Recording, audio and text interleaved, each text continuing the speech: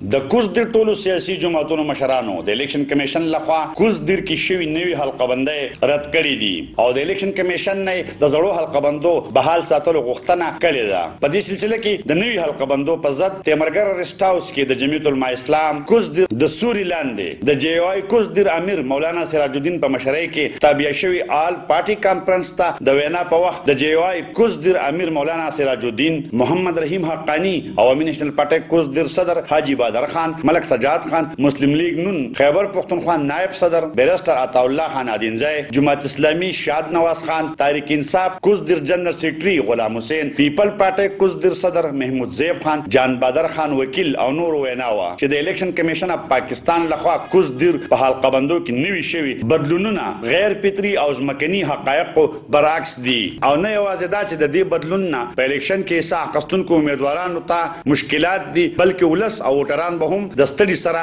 مخ وي. دوی ویل چې الیکشن کمیشن لا د سیاسي جماعتونو سره مشاورت پکارو. دوی زیاته کړې ده چې کچېرې د نوي حلقه بندو سره کوزدیر کې چرته یو حلقه سیوا کېده نو بیا هم خوا خو کدا سي نه ده نو زیاتې ده. د سیاسي جماعتونو مشرانو د الیکشن کمیشن د فیصلې په ضد عدالت تطلو او را روان وخت کې د داسې قسمه فیصلو مخنیوي لپاره په شریک کوششونو کولو فیصله کړې ده او د دې لپاره کمیټي هم جوړ کړې ده. یاد دی چې د الیکشن کمیشن اف پاکستان لخوا په کوزدیر کې نوی حلقه بندو کې د ادینزي یونین کونسل کوټیګرام د خال د منډا میاکله ماخی خزانه د تیمرګری او سمرباغ درنګال او کامبټ د میدان تحصیل سره ورسره کړي دي چې د کوزدیر سیاسي جماعتونه د فیصله منلو ته بالکل تیار نه دي. محمد اسرار خیبر نیوز تیمرګرا کوزدیر.